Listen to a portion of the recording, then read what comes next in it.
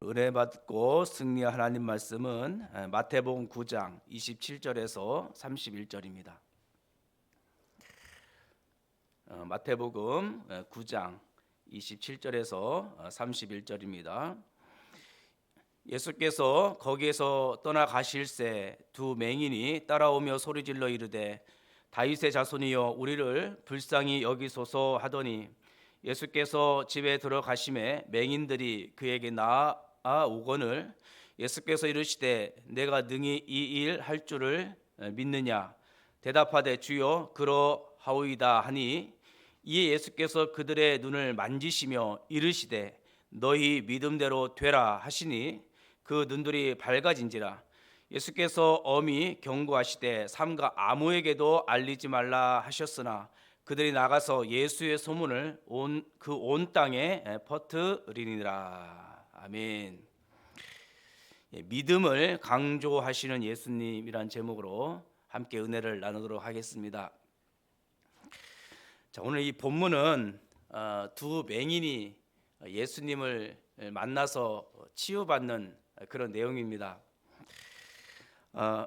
예수님은 사복음서에서 많은 사람들을 만나서 치유하고 또 그들을 구원하는 그런 장면들을 많이 보게 됩니다.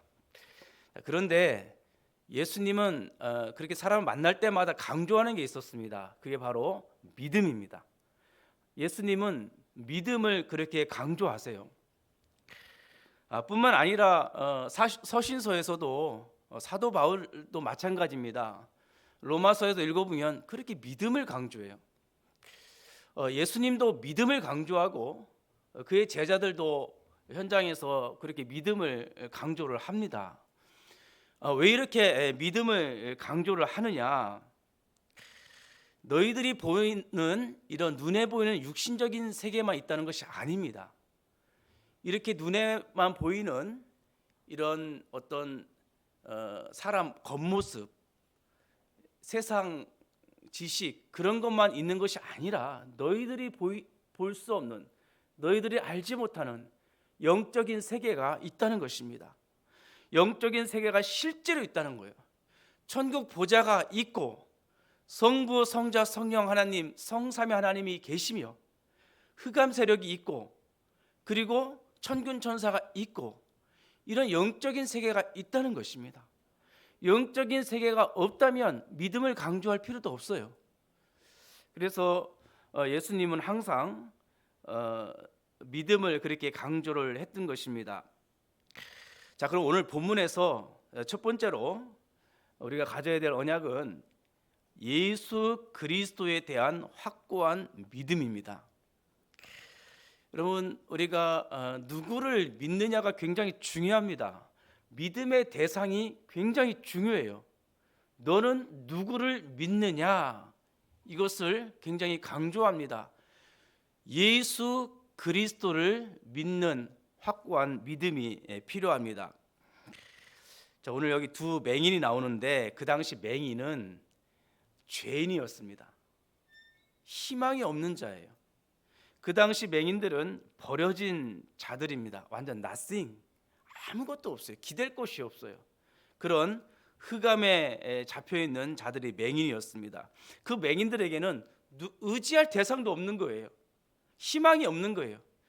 그런데 그들 마음속에 그 소문으로 듣던 그 예수, 다윗의 자손 예수, 그 복음을 듣는 순간, 소문으로 들었겠죠. 듣는 순간 확고한 믿음이 생겨버린 것입니다. 여러분, 성경에서 말하는 믿음이라고 하는 것은 오직 예수에서만 희망을 보는 그 믿음을 말해요.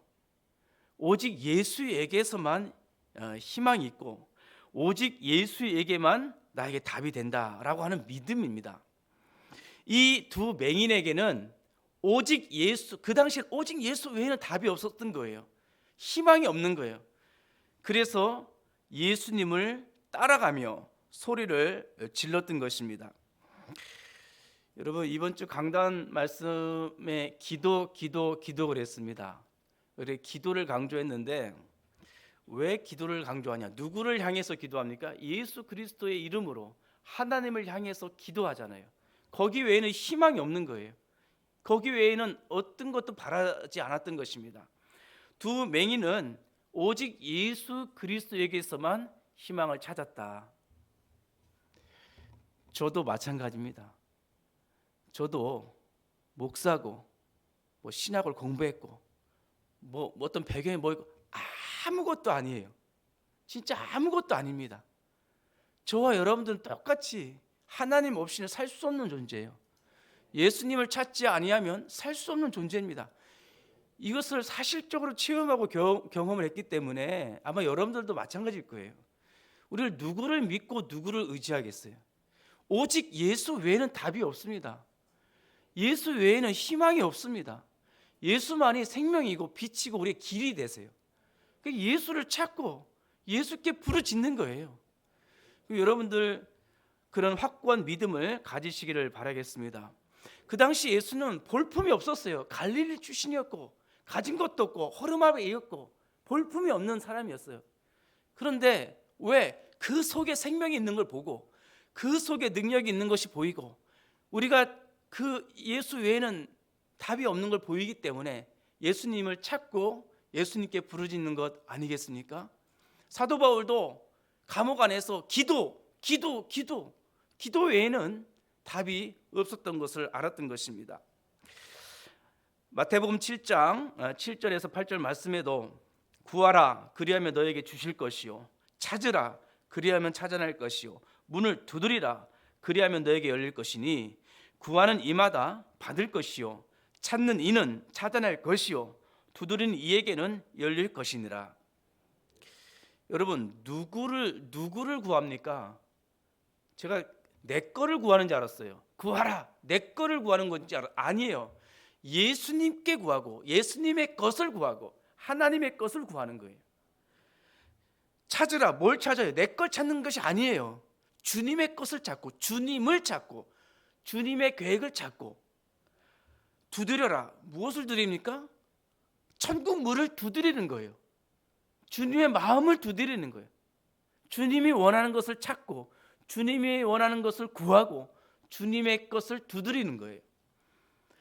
그러면 받을 것이요 찾아낼 것이요 열릴 것이니라. 오늘 두 맹인이 예수님을 찾은 거예요. 예수님 마음을 두드린 것입니다. 예수 그리스도에 대한 확고한 믿음을 오늘 회복하시기를 주님의 이름으로 축원드립니다.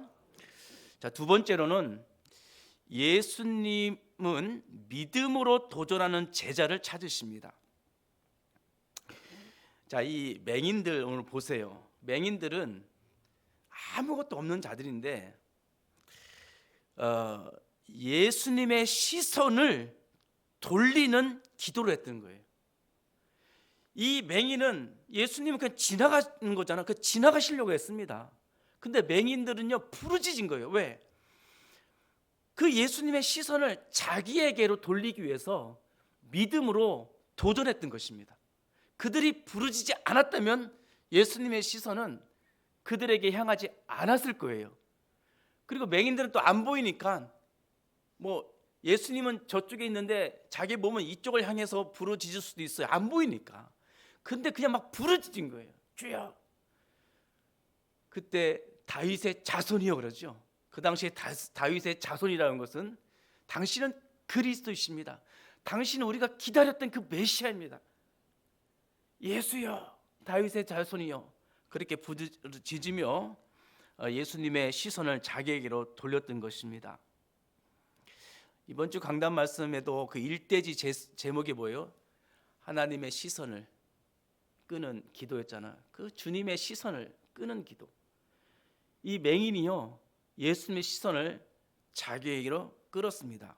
근데 저는 그 맹인들이 부르짖으면서 했던 얘기가 참 귀해요. 뭐라고 얘기를 했냐면 우리를 불쌍히 여기소서.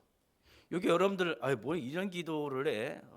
자기를 불쌍히 여겨달라, 동정해달라 이렇게 좀 낮게 볼 수 있는데 아니에요. 이거 굉장히 중요한 기도 제목이었던 겁니다.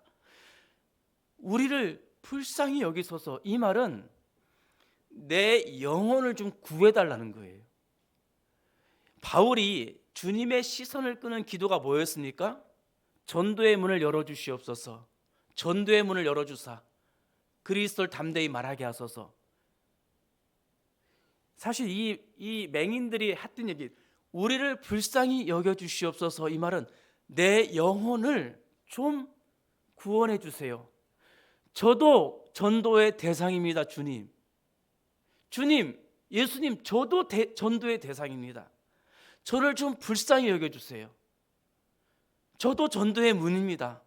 저를 좀 불쌍히 여겨주세요. 주님, 우리 남편 좀 불쌍히 여겨주세요. 주님, 우리 자녀 좀 불쌍히 여겨주세요.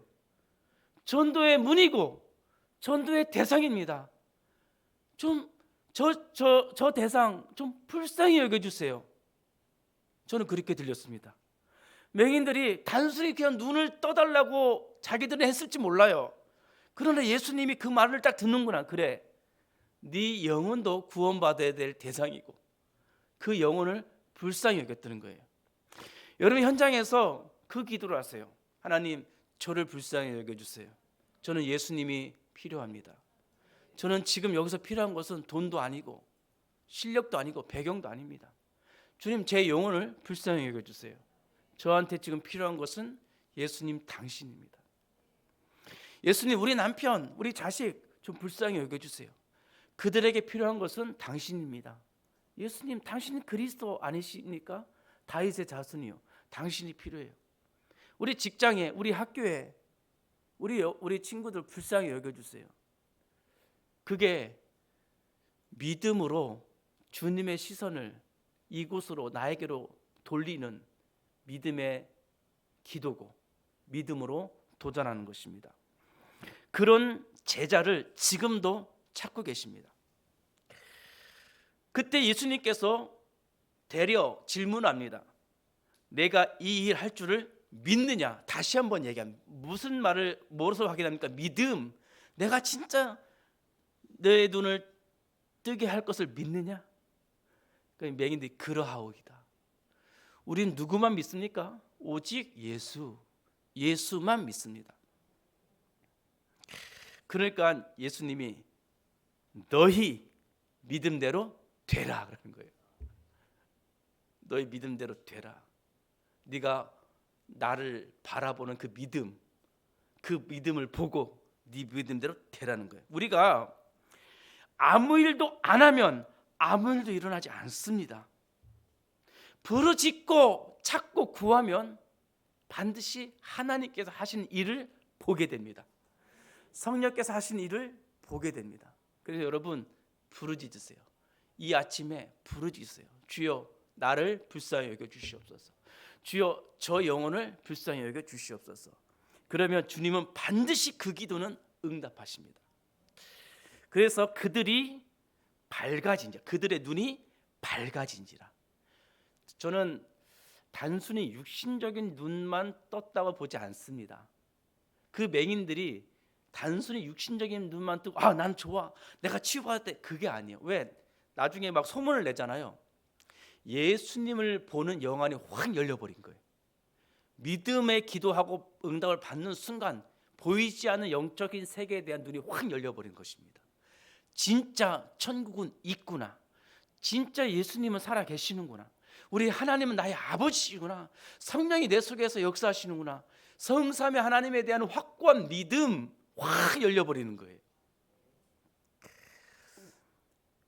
그 사복음서에 보면은 그 혈루병 여인이 예수님이 그냥 지나가시는데 그때는 부르짖지 않아요. 오늘 이 맹인은 부르짖었잖아요. 근데 그 혈루병 여인은요, 부르짖진 않았어요. 좀 다르죠. 그 여인은 확고히 믿었던 겁니다. 그 옷자락에 손만 대어도 나을 것을 믿은 거예요. 그는 그 믿음, 마음의 그 믿음으로 외친 거죠. 옷을 딱 대는 순간 나아버린 거예요. 예수님은 자기 몸에서 능력이 나간 것을 믿은 거예요. 여러분, 그것도 믿음이에요. 믿음으로 도전하는 거예요. 여러분들이 내가 하나님 앞에 예배 한번 확실하게 드리겠다. 예배라는 것은 저는 그렇게 생각합니다. 예수님의 옷자락에 내 손을 대는 게 예배다. 그 아무것도 아닌 것 같은데 내가 주님 앞에 내가 온전히 나를 드리겠다, 그거예요. 예배라는 거. 그렇게만 했는데도 능력이 나가버리는 거예요. 여러분들이 믿음으로 도전하는 제자들이 되시기를 주님의 이름으로 축원드립니다. 아멘. 결론입니다. 여러분, 모든 현장, 모든 사람, 모든 사건을 전도의 눈으로 보라. 전도의 눈으로 보라. 그러면 거기서 믿음의 기도가 나온다는 걸 알았습니다. 전도의 눈으로 볼 때 믿음의 기도가 나온다는 것을 깨달았어요. 사도 바울은 감옥 안에서 전도의 눈으로 본 거예요. 거기서 항상 감사함으로 기도가 나왔다는 것입니다. 저는 내 육신의 것을 채우려고 기도를 하면 그 믿음의 눈이 기도가 아니에요. 전도의 눈으로 사건, 현장, 사람을 볼 때 믿음의 기도가 나온다는 것을 알았습니다. 그래서 여러분들 이번 주 강단 말씀 제목도 기도를 계속하고 기도에 감사함으로 깨어 있으라. 우리를 위하여 기도하되 하나님이 전도할 문을 우리에게 열어주사 그리스도의 비밀을 말하게 하시기를 구하라. 내가 이 일 때문에 매임을 당하였노라. 그래서 저도 직분을 맡았잖아요. 현장을 돌면서 믿음의 눈으로 전도의 문으로 보려고 하니까 믿음의 기도가 나오고 그 기도가 능력이 있고 하나님이 그 기도를 기뻐하시고 우리가 알지 못하는 것도 채워주시더라고요. 그의 나라와 그의 일을 구하면 그 모든 것을 더하여 주시리라. 그래서 여러분 그 전도의 눈으로 현장을 바라보고 그러면 그 기도를 하게 되면 우리가 알지 못하는 엄청난 일들이 일어나게 되어 있습니다. 그래서 여러분들 그 약속의 땅을 믿음의 눈으로 바라보시고 도전하시길 바라겠습니다. 오늘 두 맹인처럼 여러 현장에서 믿음으로 또 기도로 도전하는 우리 귀한 예언의 모든 성도들 되시기를 주님의 이름으로 축원드립니다.